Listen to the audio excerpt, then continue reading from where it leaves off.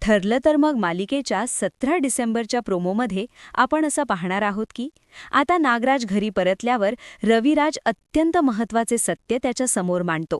रविराज त्याला सांगतो की त्यांना मारण्यासाठी ज्या बाबू ड्रायव्हरला पैसे देण्यात आले होते ते महिपत शिखरेनेच दिले होते. महिपतने स्वतःच हे सत्य प्रतिमासमोर कबूल केल्याचे रविराज स्पष्ट करतो. नागराज आश्चर्यचकित होऊन प्रतिमाकडे पाहतो आणि प्रतिमा देखील त्याला होकार देऊन रविराजच्या म्हणण्याला दुजोरा देते. हे सत्य सांगितल्यावर रविराज नागराजला एकच थेट आणि महत्त्वाचा प्रश्न विचारतो. महिपत शिखरेबरोबर तुझा अजूनही काही कॉन्टॅक्ट आहे की नाही? नागराज खूप घाबरलेला असतो. आता तो काय उत्तर देतो हे उद्या कळेल. यानंतर सायली आणि अर्जुन घरी जाण्यासाठी निघतात. मात्र घरात नागराजने केलेल्या मारहाणीमुळे सुमनचा मूड आणि चेहरा पूर्णपणे पडलेला असतो. सायली तिची ही अवस्था पाहून तिला विचारते, तुमचा चेहरा का असा पडलाय? काही घडलंय का? प्रतिमा आणि रविराज देखील सुमनकडे पाहतात. आता नागराज रविराजला काय उत्तर देतो?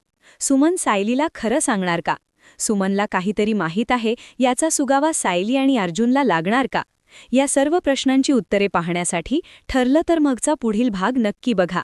भेटूया पुढील भागात. तोपर्यंत नमस्कार.